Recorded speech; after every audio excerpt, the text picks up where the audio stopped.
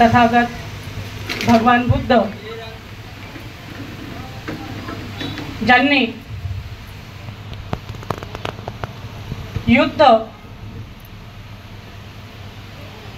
न करता शांततेचा मार्ग दिला आणि हा शांततेचा मार्ग देशोविदेशात पोचवण्याचे कार्य केले असे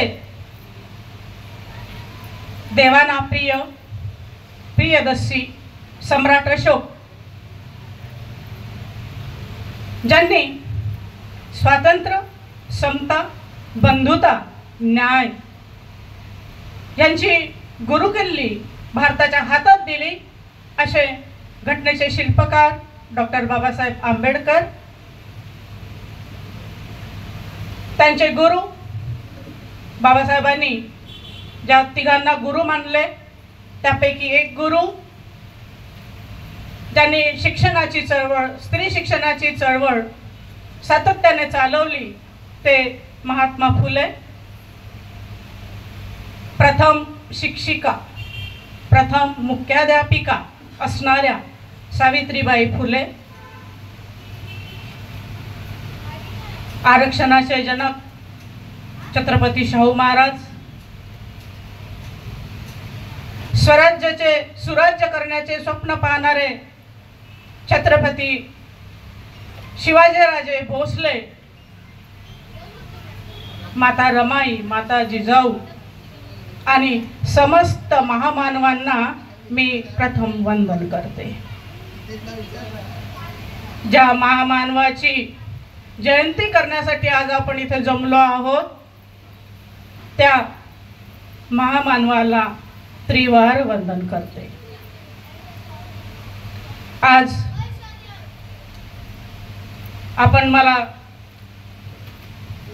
पाचारण केले ती बौद्ध जनपंचायत समिती शाखा क्रमांक 708 व विशाखा महिला मंडळ यांच्या मार्फत जो मला बहुमोल मान दिला त्यासाठी मी आपले अत्यंत आभार मानते। तसेच बौद्ध जनपंचायत समिती शाखा क्रमांक 807 चे सचिव, अध्यक्ष आणि संपूर्ण कार्यकारी मंडळ तसेच सर्व सभासद तसेच विशाखा महिला मंडळ यांच्या सचिव, अध्यक्ष, संपूर्ण कार्यकारिणी आणि सदस्य या सर्वांना माझा सप्रेम जय भीम। उपस्थितांपैकी मला नावं माहिती नाहीत पण मला फोन करून माझी तारीख घेणारे राहुल मोहिते आणि राजू भाऊ यांचा परिचय झाला। तो फोनवर, प्रत्यक्ष कोणाचेच परिचय नव्हता। या सर्वांना माझा जय भीम। तसेच बंधू आणि भगिनींनो सर्वांना माझा मानाचा जय भीम। आज आपण डॉक्टर बाबासाहेब आंबेडकर यांची 134वी जयंती साजरी करण्यासाठी येथे जमलो आहोत। आपणास ज्ञातच आहे की डॉक्टर बाबासाहेब आंबेडकरांची जयंती ही केवळ भारतातच नव्हे तर देश विदेशात अत्यंत मोठ्या प्रमाणात साजरी केली जाते। कारण डॉक्टर बाबासाहेब आंबेडकर हे एक युग पुरुष होते। ते युग पुरुष होते ते अशा अर्थाने की ज्यांनी या भारताच्या, स्वतंत्र भारताच्या हाती संविधान नावाची वस्तू दिली आणि ते संविधानाचे शिल्पकार झाले।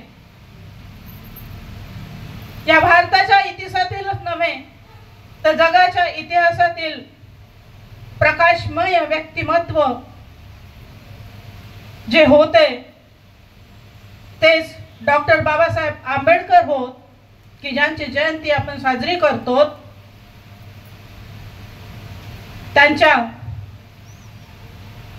कर्तृत्वाचा इतिहास हा अनन्यसाधारण आहे.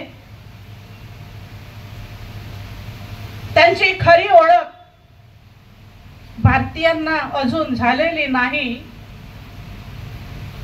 त्यांची पुरती ओळख भारतीयांना झालेली नसली तरी त्यांची कीर्ती, त्यांची दैदिप्यमान कीर्ती देश विदेशात पोहोचली आहे आणि त्यामुळेच हा व्यक्ती अजरामर झालेला आहे. त्याला एकट्या भारताने आयडेंटिटी द्यायची गरज राहिलेली नाही, तर संपूर्ण जग त्या व्यक्तीला आयडेंटिटी देते आहे. आणि आज हा व्यक्ती जो अजरामर झाला आहे त्याचेच नाव डॉक्टर बाबासाहेब आंबेडकर.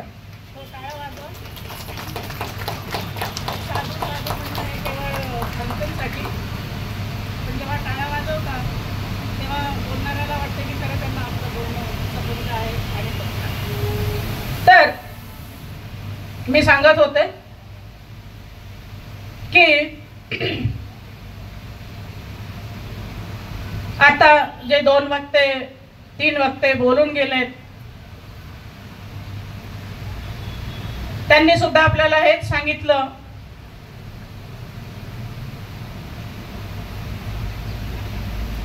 की बाबासाहेब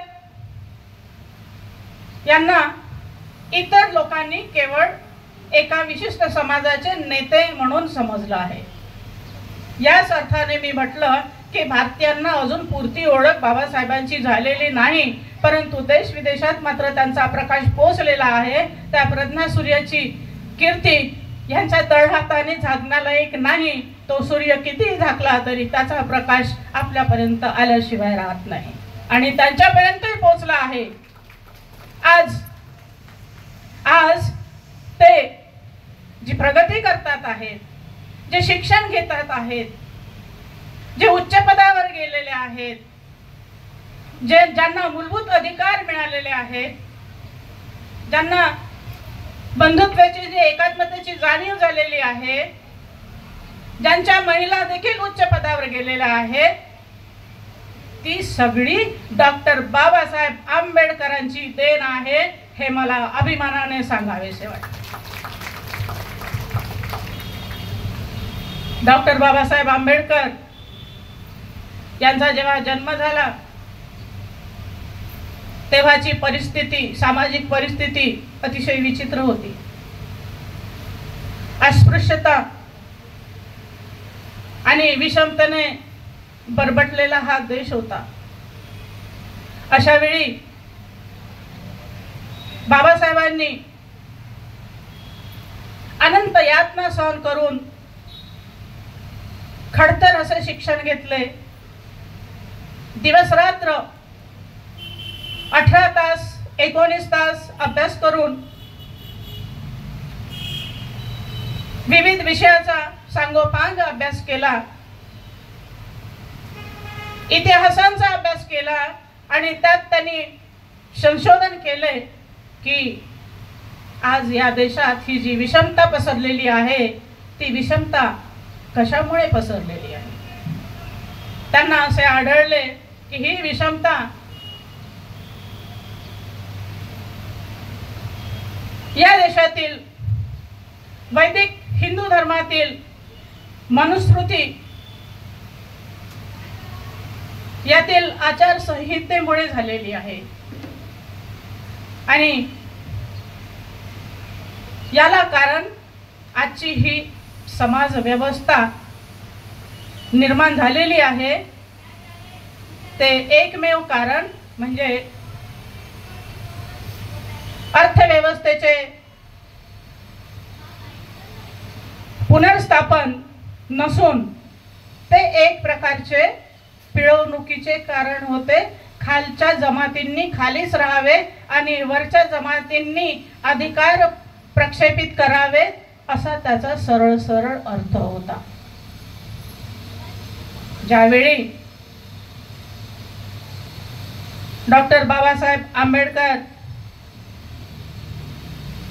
हे बालक होते त्यावेळी त्यांनी अस्पृश्यतेचे अनंत चटके भोगलेत. शाळेत त्यांना वेगळं बसावं लागे, बसायला जागा देत नसत, घरून गोंडपाट घेऊन जावं लागे, स्वतःचा गोंडपाट घेऊन जायचं, बसायचं आणि परत उचलून ठेवायचा. त्यावेळी त्यांना केस कापायला सलून मध्ये सुद्धा प्रवेश नव्हता. त्यांची बहीण त्यांचे केस कापून द्यायची, शेंडी ठेवायची पद्धत होती, तेल लावून शेंडी चोपडायची. तेव्हा जेव्हा ते जात होते आई बरोबर बाजारात कपडे घ्यायला,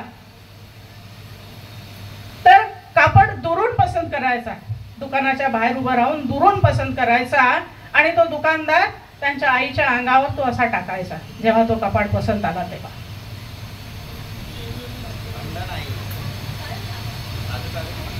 मंदिरामध्ये प्रवेश नव्हता, वस्तुगृहांमध्ये प्रवेश नव्हता आणि कार्यालयामध्ये जेव्हा त्यांना नोकरी करावी लागली तेव्हा मात्र फाईल त्यांच्या अंगावर फेकले जात होते. अशा विचित्र पद्धतीने या भारतीय समाजाने त्यांचा छळ केला.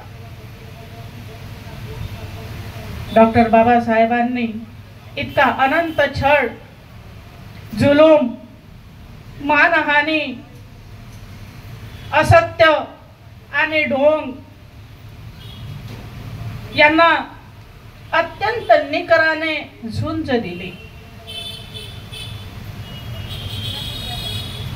एवढा छळ केला असूनही त्यांनी ह्या भारत देशाचा द्वेष केला नाही, त्या हिंदू समाजाचा द्वेष केला नाही. त्यांनी जेव्हा धर्मांतर केले, त्यांनी जेव्हा बौद्ध धर्माचा स्वीकार करून त्यांच्या 7 कोटी लोकांना बौद्ध धर्माची दीक्षा दिली, तेव्हा प्रत्येक धर्मांचा अभ्यास केला. हिंदू धर्माचा अभ्यास हा जेवढा हिंदू लोकांनाही नसेल त्यापेक्षा जास्त अभ्यास डॉक्टर बाबासाहेब आंबेडकरांना होता. डॉक्टर बाबासाहेब आंबेडकरांना एक खंत होती की ते जेव्हा शाळेत होते त्यांना संस्कृत शिकायचं होतं, कारण संस्कृत मध्ये जेवढं ज्ञान आहे, जेवढे अलंकार आहेत, जेवढी नाटकं आहेत, रामायण महाभारत संस्कृत मध्ये आहेत, त्या सगळ्यांचा त्यांना अभ्यास करायचा होता. परंतु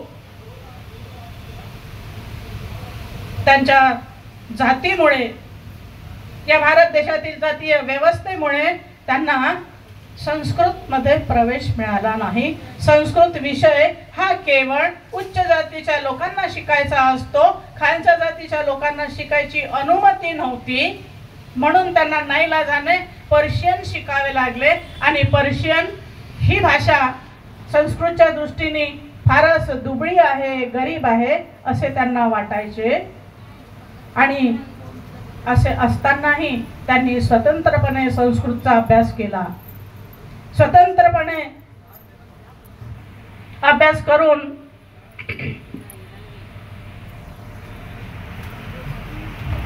त्यांनी संस्कृतवर प्राधान्य मिळवलं आणि त्या सगळ्या धर्मग्रंथांचं पारायण केलं, अभ्यास केला. आणि म्हणूनच असे म्हणणे अतिशयोक्ती होणार नाही की संस्कृतचे ज्ञान, संस्कृतमध्ये जी मनुस्मृती होती त्याचे ज्ञान, संस्कृतमध्ये जे वेद पारायणे होते त्याचे ज्ञान आजच्या हिंदूंपेक्षा आणि तेव्हाच्या हिंदूंपेक्षा डॉक्टर बाबासाहेब आंबेडकरांना बरेच होते.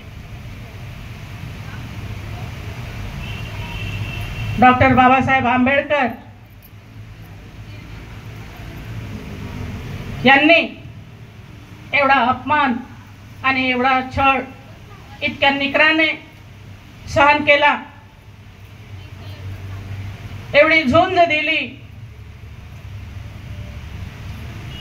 तो थोर महात्मा, लोकोत्तर धैर्याचा, कुसुम कोमल हृदयाचा असा तो महात्मा ज्यांनी तळागाळातील जनतेला, जी लोक हजारो वर्ष मृतप्राय झाली होती, त्या माणसांमध्ये प्राण ओतला, त्यांना उठवून उभे केले, मुक्यांना बोलण्याचं सामर्थ्य प्राप्त करून दिलं, आंधळ्यांना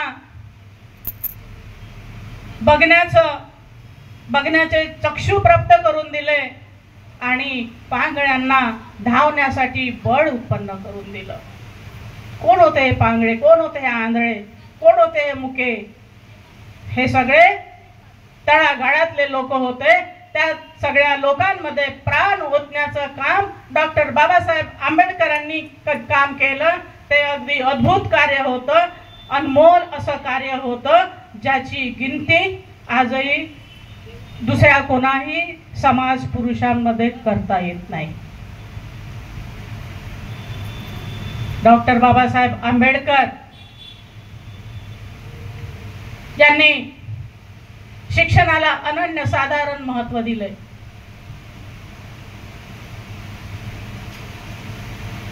शिक्षणामुळे अज्ञान वाढले आहे, शिक्षण नसल्यामुळे अज्ञान वाढले आहे, हे त्यांच्या केव्हाच लक्षात आले होते. म्हणून प्रथम स्वतः उच्च शिक्षित झाले, परदेशात जाऊन त्यांनी तरतरेच्या डिग्र्या हासिल केल्या आणि त्या ज्ञानाचा उपयोग या देशातील संपूर्ण विकासासाठी करण्याचा संकल्प त्यांनी केला. शिक्षणाशिवाय तरणोपाय नाही असे डॉक्टर बाबासाहेब आंबेडकर वेळोवेळी म्हणत. पण ते असेही म्हणत की शिक्षणाची मला भीती वाटते. काय भीती वाटते?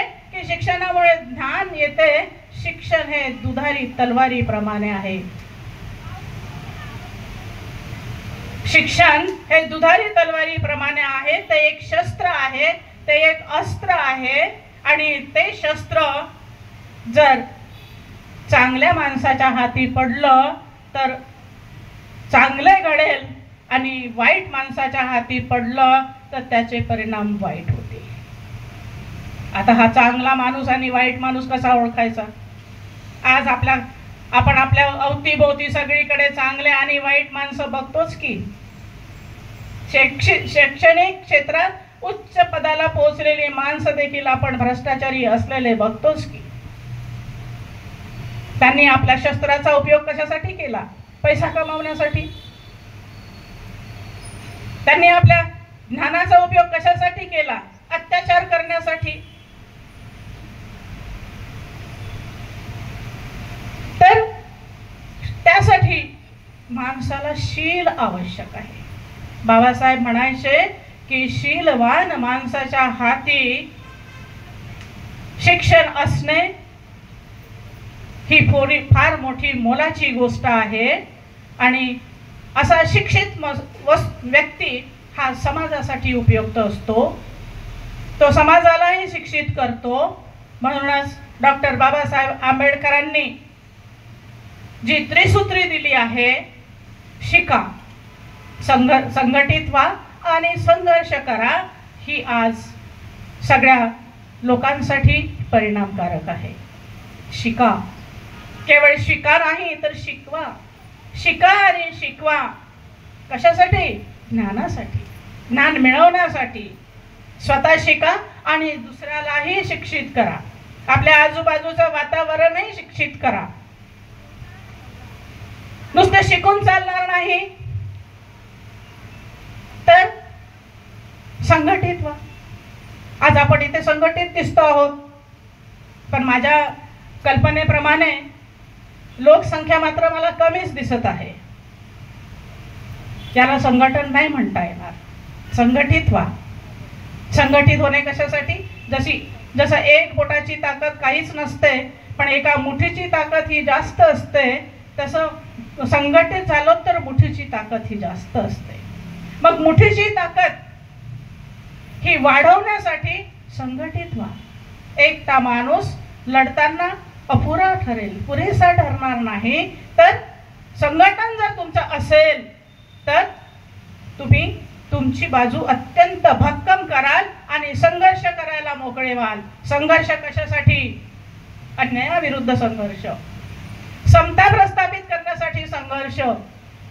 संघर्ष कशासाठी? जागोजागी आपण कितीतरी प्रकारचे भ्रष्टाचार बघतो, त्याच्या विरुद्ध संघर्ष करण्याची ताकद आज आपल्यात नाही, कारण आपण संघटित नाही.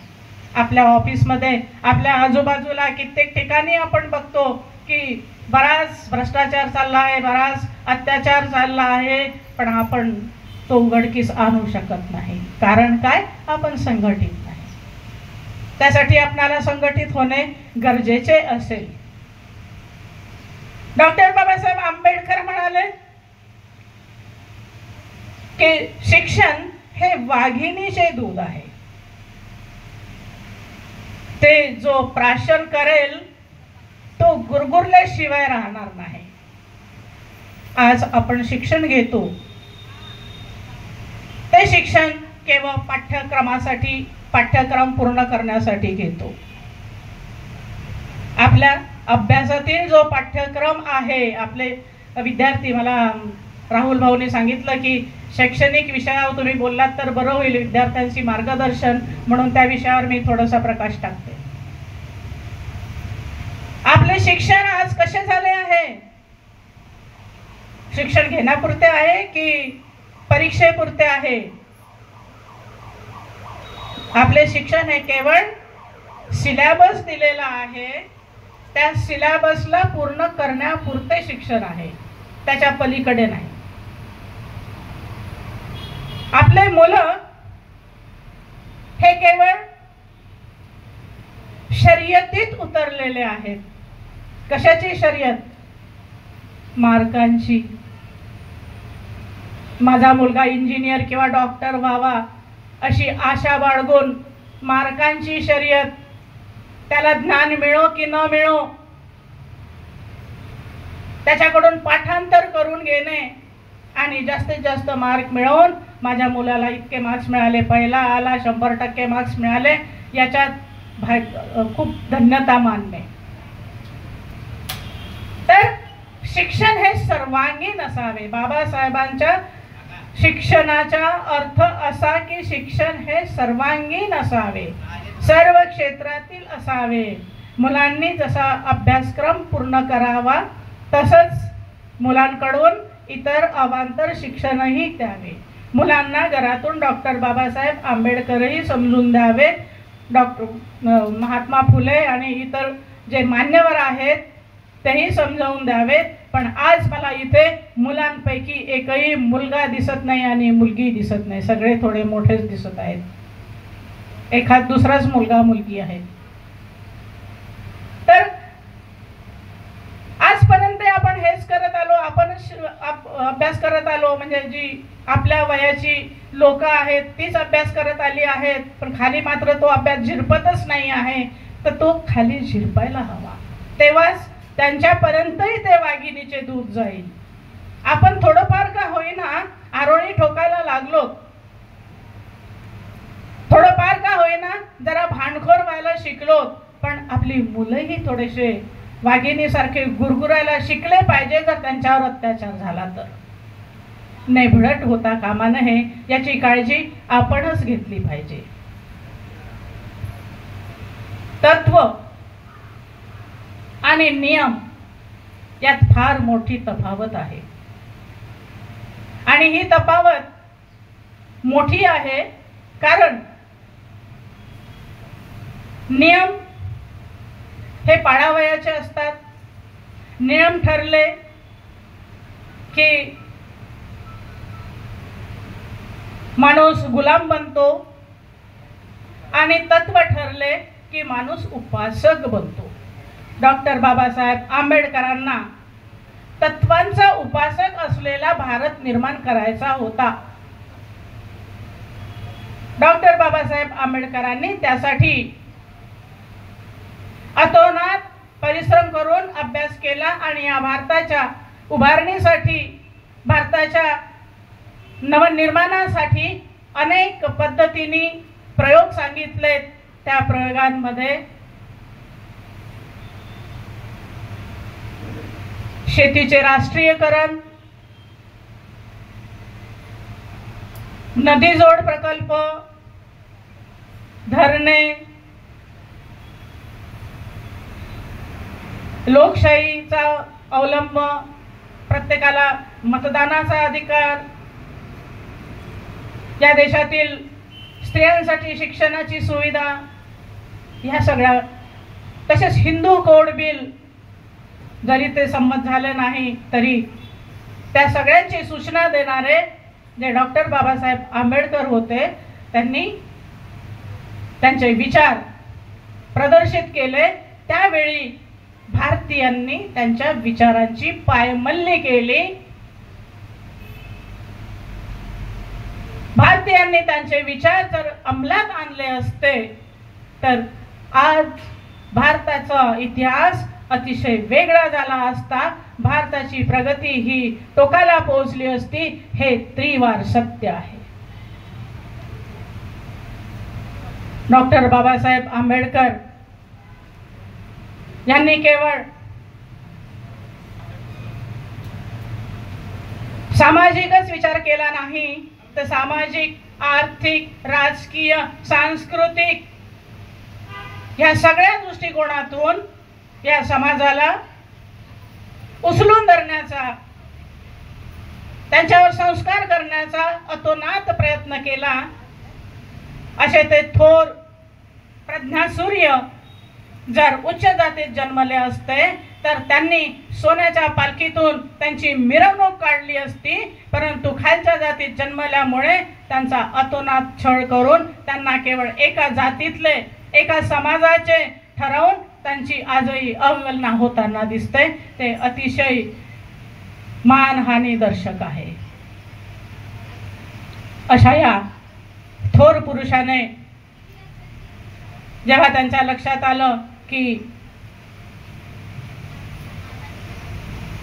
या धर्मात, हिंदू धर्मात राहून उपयोग नाही, हिंदू धर्मात राहून मानवाचे जीवन मिळणे शक्य नाही, तेव्हा त्यांनी आपल्या 7 कोटी अनुयायांसह बौद्ध धर्माची दीक्षा घेतली।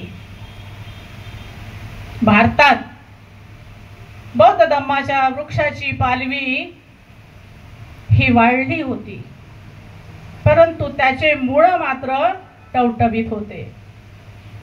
डॉक्टर बाबासाहेबांना विश्वास होता की ह्या मुळांना जर पाणी दिलं तर हे पुन्हा टवटवीत होऊ शकतात, आणि त्यांच्या 7 लाख अनुयायांसह त्यांनी 14 ऑक्टोबर 1956 रोजी त्या बौद्ध धर्माच्या वटवृक्षाला जलसिंचन केले आणि तो वृक्ष असा फोफावून आला।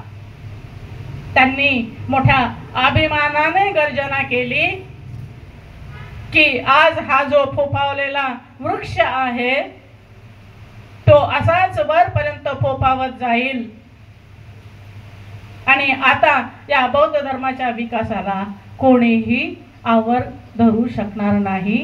हा डॉक्टर बाबासाहेब आंबेडकरांचा सर्वात मोठा उद्योग होता, आणि त्यामुळे आम्ही डॉक्टर बाबासाहेब आंबेडकरांना त्रिवार सलाम करतो।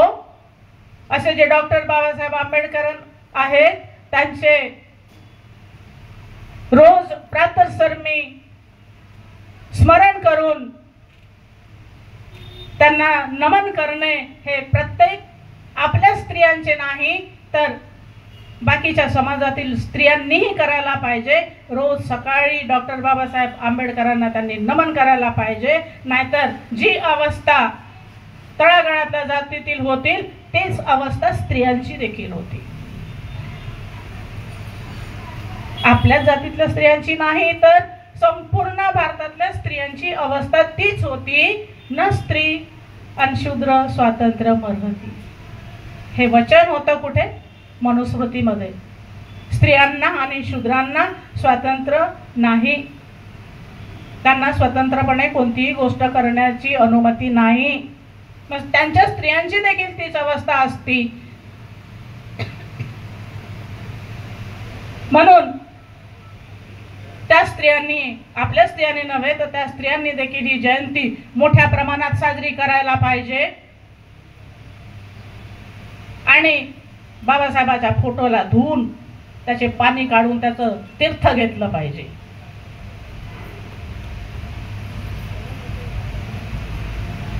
अशा या प्रज्ञासूर्याला दिशांचे काही बंधन नव्हते. कोणताही विषय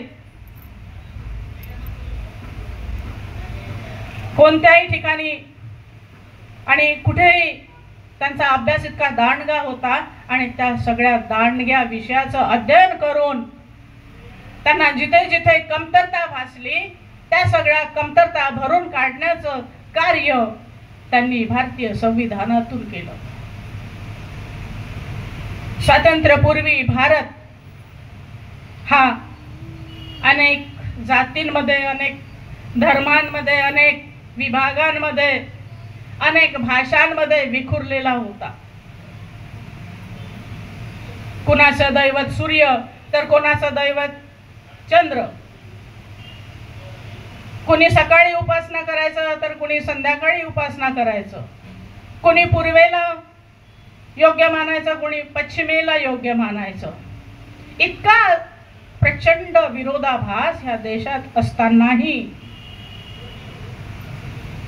त्या सर्वांना एकत्रित बांधण्याचं कार्य डॉक्टर बाबासाहेब आंबेडकरांनी त्यांच्या संविधानाच्या मार्फत केलं. आज हा समाज, सर्व जाती धर्मातले समाज जो एकत्रित दिसतो ते केवळ आणि केवळ डॉक्टर बाबासाहेब आंबेडकरांच्या संविधानामुळे.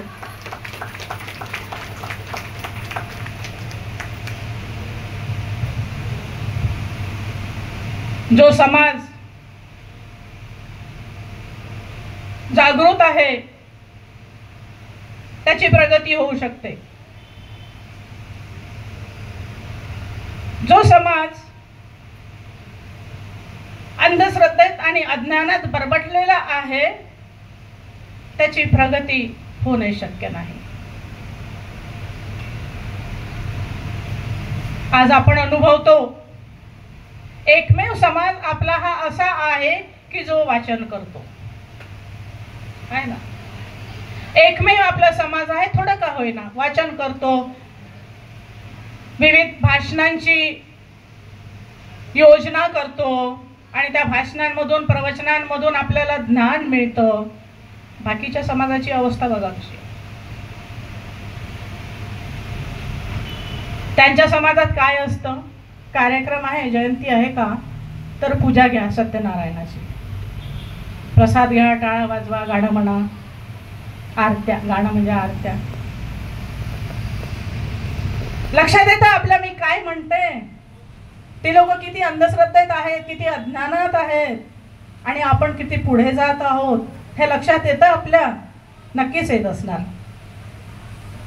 तर हा फरक जो दिसतोय तो केवळ बाबासाहेबांमुळे आहे.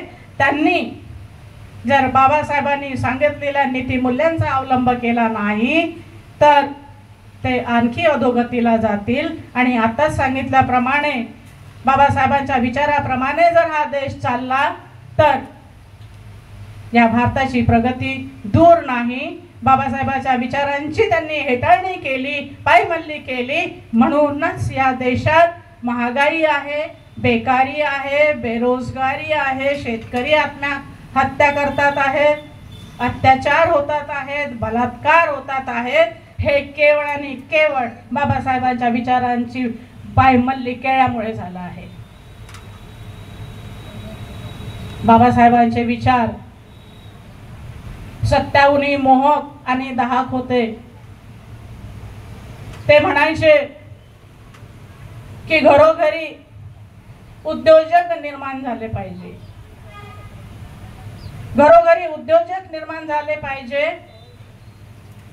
त्यामुळे भारत समर्थ, सबल आणि सन्माननीय होईल. येथील समाज हा सुदृढ होईल, श्रीमंत होईल. त्यांचे हे विचार कोणी उचलले? जपाननी. जपान्यांनी जपानने ते विचार उचलले आणि जपान हा चिमुकला देश आज प्रचंड मोठ्या प्रगतीवर आहे. डॉक्टर बाबासाहेब आंबेडकरांनी सहकाराचं महत्त्व सांगितलं होतं. सहकारी चळवळ करा म्हणून सांगितलं होतं. परंतु ही सहकाराची संकल्पना प्रभावी ठरली ती कोणासाठी? मराठा समाजासाठी. मराठा समाजातील धुरींनी सहकार चळवळ चालवली, कोऑपरेटिव्ह चळवळ चालवली, पण आपल्या समाजातील लोकांना मात्र कोऑपरेटिव्ह चळवळ चालवता आली नाही.